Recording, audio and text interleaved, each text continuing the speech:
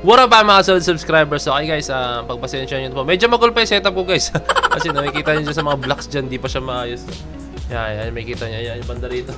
Di pa siya maayos kasi nag-aayos kasi ako ng kwarto guys. And nag-decide lang ako na actually dapat dapat bukas pa talaga ako gagawa ng video no, kasi nag-aayos pa ako. Pero hindi ko pwede palampasin to kasi Street Boys with SB19 po guys na. Alam nyo naman, mga kinalakihan ko no. Let's go no. Yan, Street Boys, alam nyo na yan no. And kailan natin yan Street Boys pagdating sa sayawan. Isa po yan sa mga pioneers po talaga ng ating bansa pagdating po talaga sa sayawan, no, di ba? As in. And then, ito guys, itong papanoorin na, ito po yung clip. I don't know guys kung ito po yung full video or what, no? Pero panoorin na ito. Ito po yung SB19 kasama po ang Street Boys, no? Pero bago simulan ito, kindly leave a like, subscribe, and kindly ring the notification bell para alam nyo po pag ako'y nag-release ng bagong video guys, no? So without further ado, let's all watch this.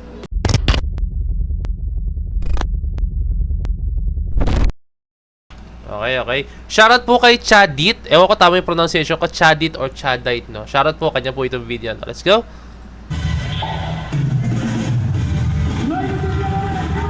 Okay. Yan, Stella and Ja. Let's go.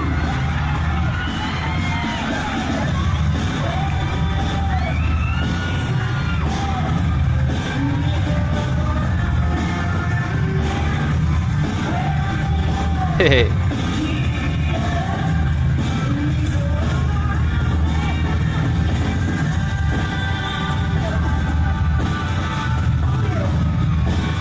Gano'n ni Stel, hataw na hataw talaga eh.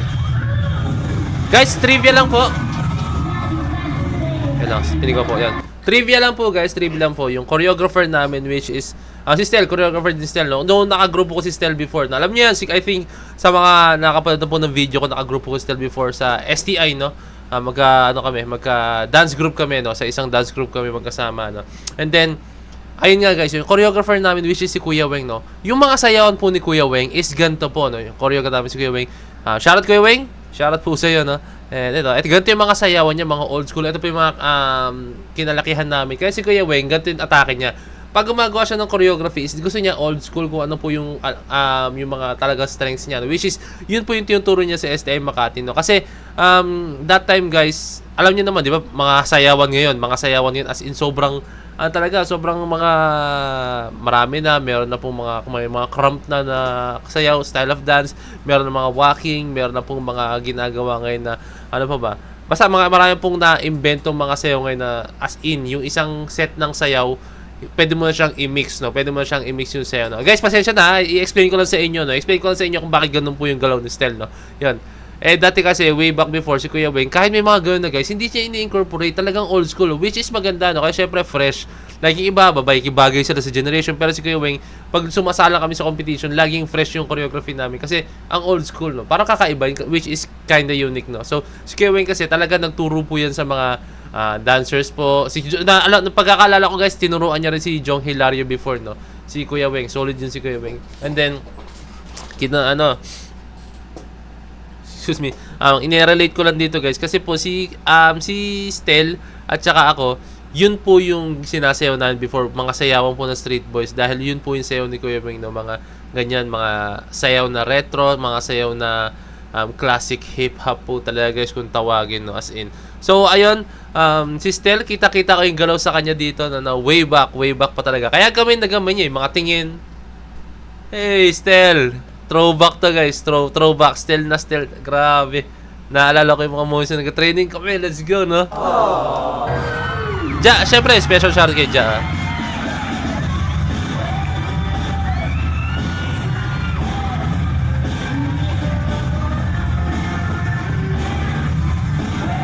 Ano kami si Stel, yung mga gantong galawan. Si Mamo talaga ni Stel. Wala pa yan, basic pa kay Stel yan. Ayan, mga ganyan, no? Mga lines. Grabe, mga strat kung tawagin. Si Ja lang, nawala si Stel. Grabe yung mga lines. So, yan, no? Kung tawagin yan before, guys, yung mga strat, mga lines. Ewan ko lang kung ba't siya tinawag na strat. Hindi talaga ako familiar before.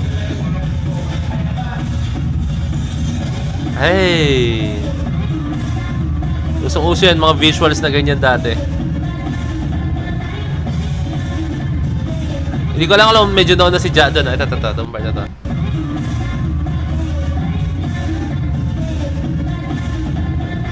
Hindi ko lang medyo down na si Ja doon. Pero mukhang hindi naman. Nagawa niya ng adlib ka rin ni Ja. Okay, ay, nawala si Stel. Stel and Bong.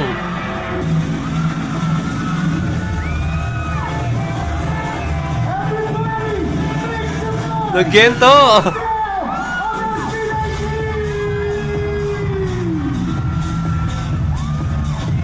Grabe, na-miss ko si Stel yung mga gantang galawan. Damn, Stel!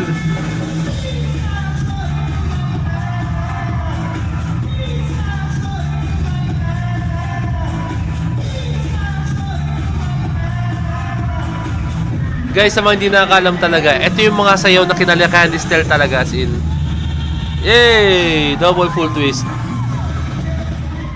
Yari.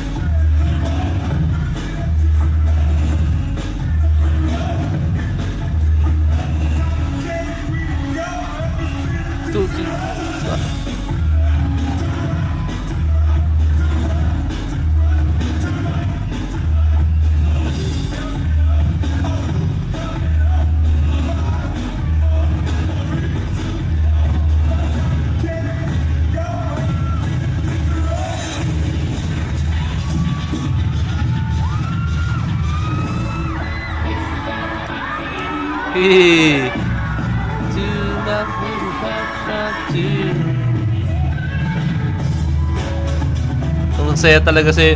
Ito yung masarap guys sa mga 90s na sayaw. Although masarap pa yun sayaw, pero dati kasi ang sarap sayawin kasi more on masayang vibe talaga dati guys, as in.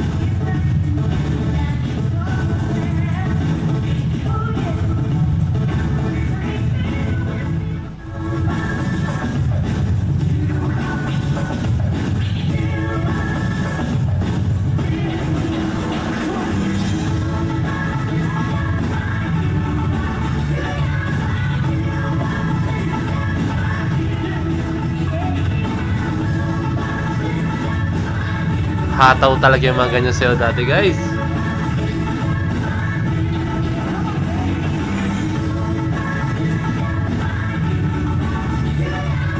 Okay.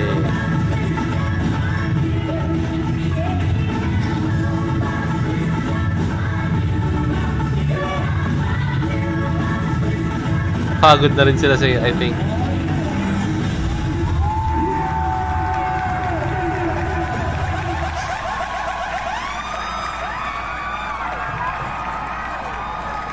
Wow! Palakpakan natin, Justin and Stan of SB19! Let's go!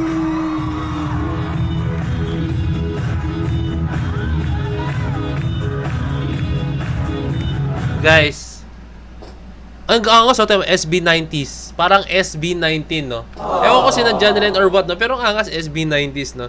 Kasi syempre, SB90s stands for Street Boys 90s, no? Mga 90s mga sayawan nila, no? SB na, swak na swak, ah. So, ayun guys. Ayun yung mga kinalakihan ni Stel talaga na sayaw, no? Diyan siya nagsimula. So, sasabihin nyo na, ay, baka sinasabi mo lang yan. Syempre, kasi kasama niyo Street Boys, no? Guys, isa ako sa mga witness, guys, no? Na kung ano po yung kinalakihan ni Stel na sayaw, no? Mas nauna po sayawin ni Stel yung mga gantong sayaw bago po niya sayawin yung mga nagko-cover siya ng mga K-pop dance, no? Mas nauna pong sayawin ni Stel. Dito siya lumaki, dito siya nakatanggap ng rejections pagdating sa pagsasayaw, no? Alam niyo yan, no? Sa mga nakapanood na mga videos before, no?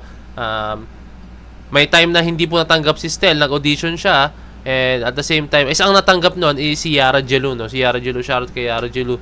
Yan, no? Silang dalawa magkagrupo. Mas nauna kagrupo ni Gelu mas matagal talaga naging kagrupo ni Yara Gelu si Stel kaya sa akin. Si Yara Gelu, way back high school pa sila, no? And then silang dalawa kasi si Gelu, Yara, and then si Stel, nung college ko na sila naging kagrupo, no? And yun, mas malaki, mas matagal yung history nila pagdating sa pagsasayaw, no? And ayun, doon kami nagkasabay-sabay nung nag-college na po talaga, no? And yun, sila, yun talaga yung sayawan nila way back before, guys. Nung high school days pa nila sa St. Mark's, no? Talagang yung sayawan nila is yun talaga.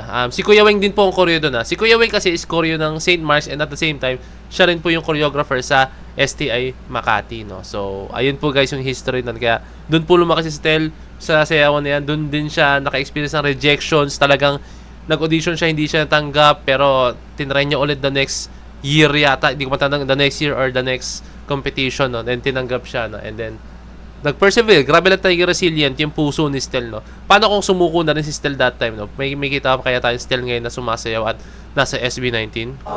Siguro, no? Pero, hindi na alam.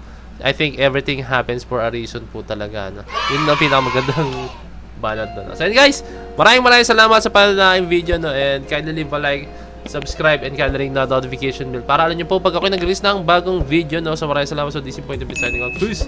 Let's G!